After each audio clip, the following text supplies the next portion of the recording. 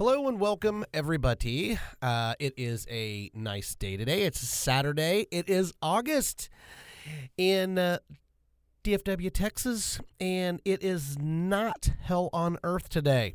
It's been pretty mild here. So if you live here in the Dallas-Fort Worth area, I know to most people up north, they come down here and they think that this is hell on earth. But the nice thing is we don't have to shovel 14,000 feet of snow every year, which that's a trade-off for me. I'll take it because we have about 6 weeks of super hot temperatures if you're not from this area in the south.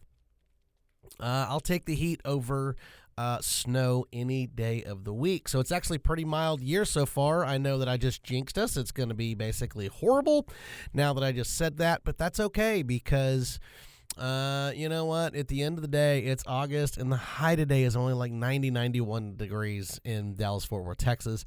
And man, I'll tell you what, anybody that lives here, that's a cold front for this time of the year.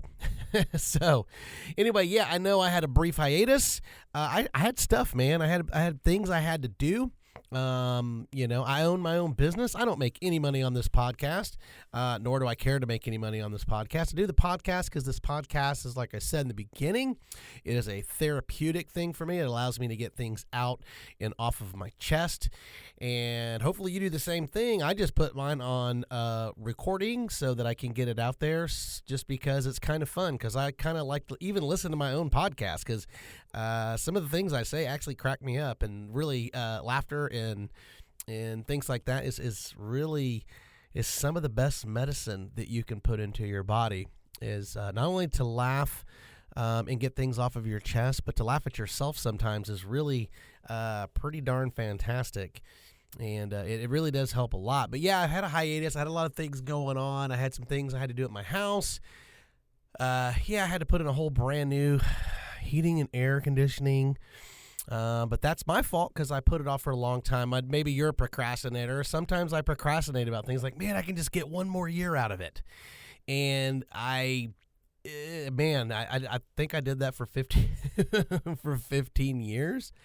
And it was time. It was time because the electric bills were getting really stupid.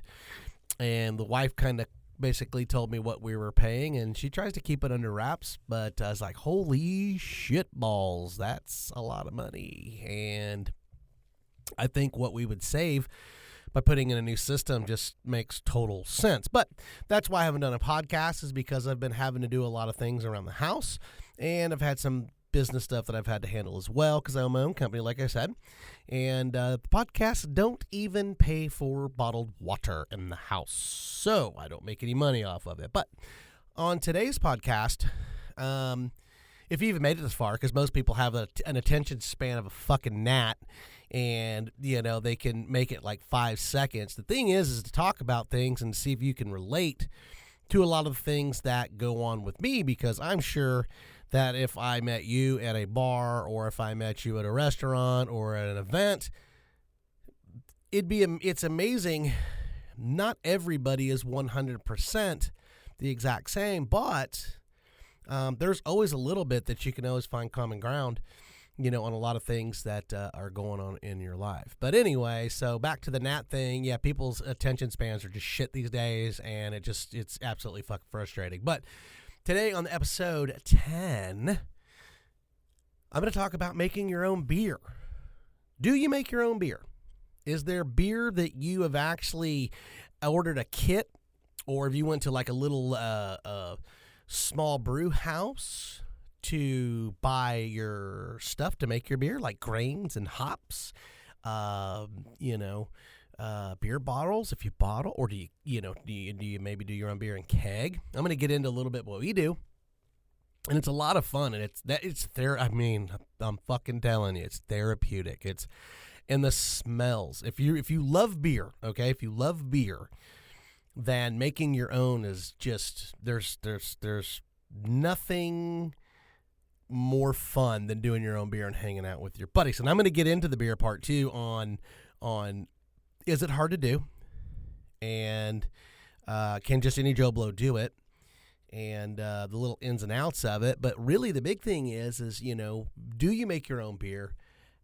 And is it really better than going out and buying beer? And is it cheaper? Is it cheaper? That's a lot of people ask me, they go, how much could you possibly fucking save by making your own beer? Okay. Well, I'm going to get into it, and I'm going to tell you really where the savings are and whether it is better, and basically the logistics of how the beer goes. How long does it take? What is the fermentation process? What do you got to do to get it to where you can drink the damn shit? You know what I'm saying? What do you got to do? So anyway, drinking your own beer that you make, I'll be honest with you, if you do it right. Now, okay, if you do it right, you ask, is it better? Fuck yeah, it's better. It's way better, man. It's amazing because you can actually make what you can't buy in a store. So let's get into it a little bit. Craft beer. That's basically craft beer. Or you can make your own Pilsner. You can make your own lager. You can make your own IPA. You can make your own sours. You can make, whatever you're into, you can fucking make it if you want to make it. You can make it. Now, is it easy? Hell yeah, it's easy. It's really, really easy. You can buy kits on the internet. You can actually go to some places if you search around homebrew equipment and grains. You can usually find it on Google, around Google Maps or something like that. And, you can get into it. And the thing is, you can go to these places, you can pick their brain. That's how me and my buddy did it. My buddy Shane, it was him that got me started into it because he had dabbed a little into it with another buddy of his. And it got to the point where I was like, man, that sounds really kind of cool because, well, shit, we drink a lot of beer and we love beer. And why not make our own beer and make our own twist to make the beer that we love to drink, clone it, but put a twist to it of the things that we wish were in that beer that maybe we could put into the beer. Yes, you can do that. And I'm going to get into it, and I'm going to tell you exactly a couple of them that we have done that are just absolutely fantastic. And not only that, you can really level out your ABVs, which is your alcohol volume for each beer that you're drinking. There's actually calculators that are out there. There's things that you could do. If you want to hit me up like on a post or something like that, I'll be happy to tell you where to go and what to look for and how to basically get into making your own beer. Super, super fun, super easy. We went to a place called Texas Brew House or Brew Supply. And we went in there and we were getting into it and we were talking to some of the guys that actually ran the shop. Now it's a privatized deal. You can't do it. You actually got to be a real brew house to get in there. You got to have your tab license or whatever it's called, which I'm not going to do. I could go get one if I want one, but it's just a hassle. There's other places we can go and buy. It's not much more expensive. And it's just a little easier on us to get in and get out. But you can find them all over the internet. You can order grains, have them shipped to your house. Super, super easy. But anyway, going into the store, we went in and we got what's called is a all-in-one kit. All right. So basically what you need is you just need to be able to have a pot in the amount that you want to brew. So you can either brew in buckets or you can brew in actual like large format fermenters. Well, in the beginning we used buckets, they look like 5-gallon buckets, but they're really 6 gallons. And the reason that they're 6 gallons is because you need a 6-gallon bucket in order to do a 5-gallon brew. So, talking to the guys, they sell the buckets there. You can get them anywhere. Just look it up. And it's super cool because you can make 5 gallons of beer. And you're like, holy shit balls, man, 5 gallons of beer. How the hell are we going to drink all that? Well, I don't want to ruin your day, but 5 gallons doesn't go that far, especially if you're like me and my buddy. We can slap down 5 gallons in a weekend. Piece of cake. But talking to the guys there, so tell us about this kit. What do we got to do? And tell us the pitfalls that go into it. Can we fuck it up? They're like, look, let me tell you something, guys. Brewing beer is so easy, and it's so much fun. And I'm going to tell you 2 things. It's really easy to make beer. It's also really easy to fuck up your beer. But if you follow the rules, then guess what? you won't have a problem. So the rules is that anything that you do all the way up to whenever you're done with your boil process of your wort, I'm not going to tell you how to make beer because that would take hours for me to go into this. I'm just saying, you start off with your water, you do your steeping. It's kind of like making tea-ish a little bit. And then you go from that into a boil after you extract all of your starches and your sugars, and then you boil those out, and then that basically opens up a whole new chemical reaction. And then that wort, once it's in the boil process, you'll go to the hops. That's the bitter part that goes into the beers that give you that nice, delicious little taste on your taste buds in the back of your throat and all that stuff. But the wort itself, how you actually steep it and the combinations will give you the flavors of what you're trying to achieve. So all the way up to the point to where you have to boil for 1 hour, usually a minimum. After that part, once it comes out of boil and it gets below pasteurization temperatures, this is where we like to call it, we're getting into surgery. When we're going into surgery, that's where you've got to be sanitized. And what I mean by sanitize is we have like a bucket that we use Star San and all this stuff. Like I said, not get into it or whatever, but you get it on your hands and stuff so that you don't get wild yeast and stuff to get into your wort. So when you're basically fermenting it, when it's taking, the yeast will eat the sugars. And then as we like to say, the yeast basically eat and they shit alcohol. That's basically what it is. And they off-gas CO2. So you have what's called as a blow-off valve or a blow-off top or whatever you want to call it. But anyway, so with doing that, I mean, there's really, it takes about from start to finish about 4 hours, maybe 4.5 hours to brew your beer. Okay, to get it ready to where you're just about to basically, you're going to pitch your yeast and you're pretty much done for the day. Then you get to do your cleanup. But the question is it better? Hell yeah, it's better if you do it right. We have never lost a batch that was just like, oh my God, I got to choke down 5 gallons of beer. No, they're really, really good. So as long as you follow the rules, it's a blast. It's fun. You could get your buddies together. You could have a brew day. And the one kicker is while you're brewing, and this was a number one key that they told us in the brew house, was while you're brewing beer, if you don't drink beer while you're making it, you will fuck your beer up. And we drink every time that we do it, and we love it. And usually it's our own beer when we're drinking it. We have never had a bad batch. So just letting you know, so I can't say yay or nay, but I will say, they said if you don't drink beer while you're making beer, you'll fuck your beer up. So make sure that you drink your beer. Now, getting on to the beer process, why it's so much better, pick a beer that you love. Pick any beer that you love. And I'm going to tell you, I'm going to pick just 2 beers that we made, and I'll give you our names of it.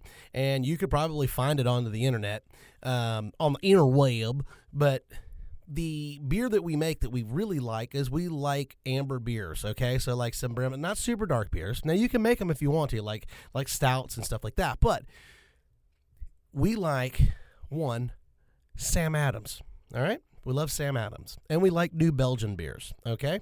If you don't know who those are or what they are, just go look them up. I'm not going to get into this shit and hold your hand. You can do it your own damn self. But if you do know what I'm talking about, you're like, okay, I'm listening. I like those beers. 2 of them. And it's not just the 2 that we love. These are just some of our favorites that they're one of them seasonal, and the other one you can get, but at a time here in Texas, it was really hard to get. Now you can pretty much get it any frickin' store here, whatever. So number 1, Sam Adams Oktoberfest. If you don't like Oktoberfest, well then shame on you. You know what? Shame on you. Oktoberfest is fucking fantastic. And my buddy, Shane, he turned me on to Oktoberfest. It is absolutely delicioso. And our thing is we like it so much, but you can't just get it all the time. That's why it's called Oktoberfest, and it's usually through October, November in that area. So Shane and I decided, which he did most of the stuff to put it together, found what does Sam Adams put into that beer to get that taste, that Marzen taste. And you have to look Marzen up. I'm not going to tell you what it is, but it's that taste. It's that good, delicious, I can't even explain it. It's just absolutely freaking delicious. So what we did is we loved it so much that it's called cloning. So you can go and do your research and find different grains that you'll mix, you'll match based on how many pounds, how many ounces, the different specialty grains that you'll put in there. Well, we came up with ours, and he called it Novemberfest because that's usually when we make it. It's a little heavier than the Oktoberfest, but it literally, if you took out the one special additive to it, you would basically have Oktoberfest. And it's delicious just the way it is. It's super fantastic. I love it. But he came up with a twist that we used a graham cracker infusion. Oh, shit. Now, here's the kicker. When we built out our profile, and we did the graham cracker on it. So basically, you get the Oktoberfest taste while you're drinking it. And then, on the back end, when you exhale, you get graham crackers in your throat. Oh, God, it's so fucking good. It is so fucking delicious. Here's the downside. You can't drink a lot of them because they're like 6.5. They will hammer your ass. You will get drunk faster than shit on these things, but they are absolutely delicious. Moving on to the next one, I love Fat Tire. He loves Fat Tire. So what we did is we came up with our own, basically, brewer clone of Fat Tire. And I love it just the way it is. It's got a biscuity malt to it.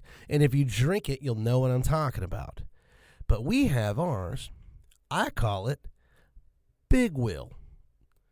And what happens is I put in an actual infused chocolate. Now, here's the kicker. You taste just like a Fat Tire going down. You're like, oh, my God, I am drinking pretty much 98% Fat Tire. But on your exhale note, guess what you get? Oh, it's so good. You get the chocolate. Now, that one is just right at 6% ABVs. You can't just drink them all night, but, man, you can put down about a 4-pint, 5-pint. Oh, dude. They are so good. It's basically, the two of them, it's literally a winter liquid sex beer. It is absolutely fantastic. And your brain is just like, oh, my God, these are so good. Especially when they're cold and you pull them right out of a tap. We have a tap system in my garage, and we'll tap them up. And, oh, Jesus, it's so good. It is just so damn good. So brewing beer, yeah, it's really, it is therapeutic, and it's so much fun. And you can do the research, and if you are interested, then please just hit me up, a comment, shoot me an email. I mean, you could find it somewhere on Podbean or one of the deals, and I'll do my best to get you pointed in the right direction. But brewing beer is it's so much fun because it allows you, as we like to say, kind of be mad scientists, and we get to make our crazy beers. But we get to make the beers we love, and we get to make them with little twists of little things that we kind of like, man, I wonder what that would taste like. I wonder if that's really, really, really good. And a lot of times it turns out it's really, really, really good. And if you love beer, then you just cannot go wrong. You just can't go wrong. I'm being honest with you. You cannot go wrong. It's super, super fantastic. So brewing beer is a blast. I love it. You know, we do a brew day about once a month between the three of us. I got another buddy that comes in brews with us. And we have a Mexican blend that we do. We call it the Texican Limesicle. And it's basically my version of two, and I'm not going to say which beers they are, Mexican blends. But I get tired of squeezing limes into my beer when I'm doing it. It's irritating, and I hate getting it all over my fingers, and I hate doing all that shit. So I basically infused it with lime, and it is absolutely off the chain. It's about a 5.7, 5.6, or 8, depending on how we do it.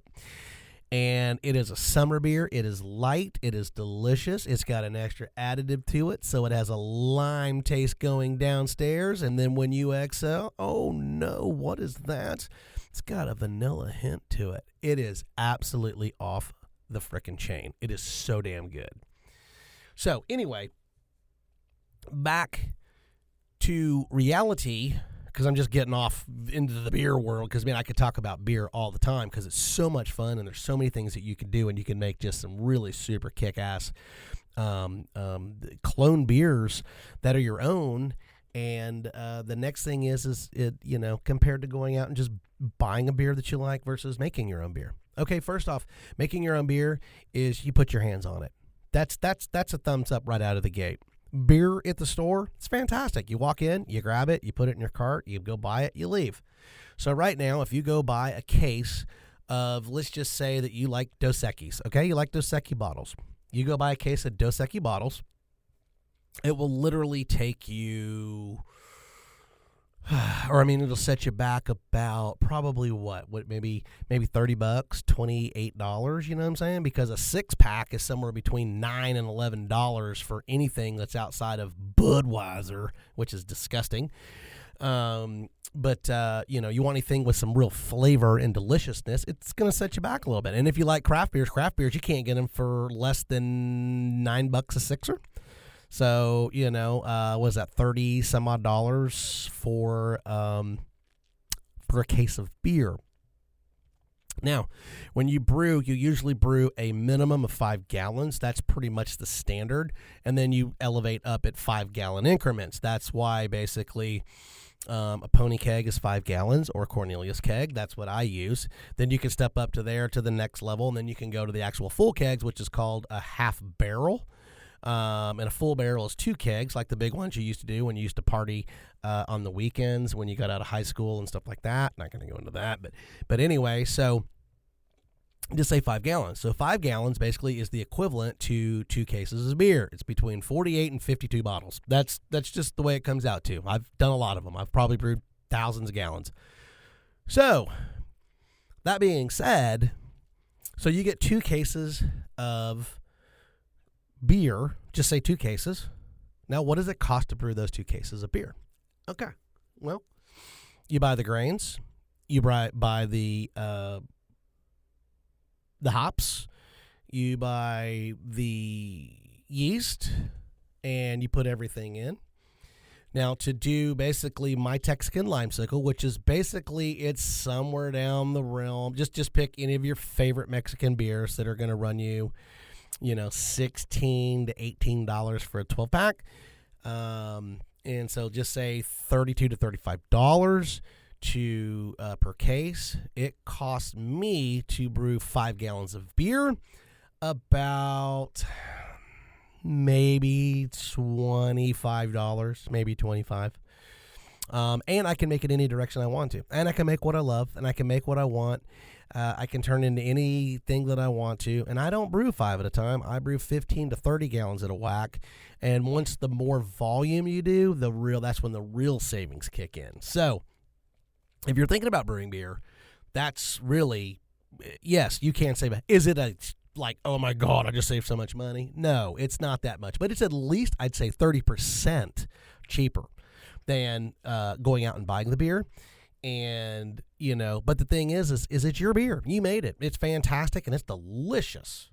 So, if you're thinking about, getting into brewing beer, that is roughly about what your savings is going to be. Somewhere, I'd say 25 to 30%. That's a safe bet. But you can make it in direction. Let's just say that you want to make a Dos Equis clone, and a Dos Equis is like 4.7, okay? It's not even 5% alcohol. Let's say you want it 5.5%. Well, just so you know, every 0.5% you go up is like almost the alcohol, the ABV content, as far as like catching a buzz, is pretty. It's substantial. Okay, it's substantial. You're not going to drink as many beers, so you can kick those in any direction you want to. If you want a 6-point beer in a Mexican flavor, bro, make it. You can do it. It's one of those things. So, and that's the cheap part, because the part that kicks it up, if you want to move it to the next level, is the cheapest thing that goes into it. It's basically sugar. Sugar makes alcohol. If you like seltzers, just to let you know, that's flavored water and nothing but sugar, which it's nasty as shit, but some people love them. You want to make seltzers? They don't cost shit to make. So anyway, with that being said, yes, it's better to make your own beer. And I'm 100% behind it.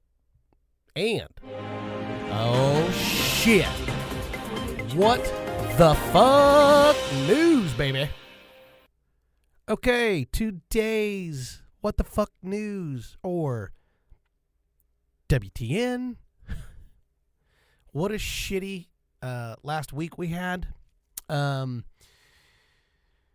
Losing some icons, that I grew up with and a lot of Gen Xers grew up with, and it was really really shitty. I hated it, and that's truly a what the fuck. And, and then I just found out about a new one that just basically passed away. It's like everybody, and I get it, everybody dies. I'm going to die, you're going to die, we're all going to die, I know that. But it still sucks. It really sucks because in our minds, we grew up in the greatest era of almost a lot of shit. I mean, overall, as far as like music and television and, rock concerts and all that stuff. It was just really, really super fantastic. But Ozzy Osbourne passing away really kind of stuck me a little bit. So we had Ozzy Day at the office, which was really kind of cool. And, and then just shortly after Ozzy passing, we lost the Hulkster, the Hulk, the Hulkamania. And I grew up with him, that was another one that really sucked, and you get a bunch of news back and forth saying he was a bad piece of shit guy and he was an evil man or he was a bad man or whatever. I only know for what I saw, and I enjoyed him. So whether you like him or you don't like him, he was, good at what he did. I don't know who he was because he wasn't a friend of mine. I don't know him for the hill of beans, just like Ozzy or anyone else. But it really sucks that we, lost a couple of icons of whenever, I grew up, Let me tell you something, brother. Pretty cool stuff, from when he was in Rocky to the WWE to whatever. And Ozzy, I saw him 2-3 times, always put on a good show. Never saw him late in his career. Got guys that say he was awful. But you know what? He was still doing his thing and still pretty cool that, Ozzy could keep that going. And then I just found out Lonnie Anderson. If you don't know Lonnie Anderson, she was on WKRP in Cincinnati. If you don't know what the fuck that is, well then shame on you. That really sucks because that was a great, great show. But not only that, just her with Burt Reynolds. He was one of my heroes growing up. He's gone. There's so many of them that are gone, and it really, really sucks. It's not very enjoyable, but at the end of the day, we all die, but really you just kind of look at it and say, what the fuck, man? That's the news you just don't want to get because it really sucks that they, they're no longer with us. We don't get to, experience anything new or anything like that. Some of them kind of just faded away over time, and, it is what it is. It just sucks, So if you remember them, I'm sure you felt a little bit when you heard about it and when they died. It just sucks. And then there's others that are getting very close, and I don't want them to die. To be honest with you, I don't want any more to die, but they're going to, and there's no way around it. It just sucks. One of my major icons growing up, along with Burt Reynolds. And, like Dom DeLuise, John Candy. Man, I can't even do them all. They were just all fantastic, and they just were really, really good. I know it's coming, man. He's getting super old as Clint Eastwood, and when that happens, that's going to be a really shitty day for me because Clint Eastwood was the original badass. He was just something else. He was truly the iconic tough guy. You know what I'm saying? From Dirty Harry to, just all the roles that he played. You know what I'm saying? From Dirty Harry to, when he in the westerns and stuff, the good, the bad, and the ugly. Just, it's going to be a shitty day, and I'm not going to enjoy that one bit at all. It's going to really, really suck. Anyway, I hope you guys had a great week. Sorry it took so long to get a podcast out, but other than that, have a great week, and I'm out.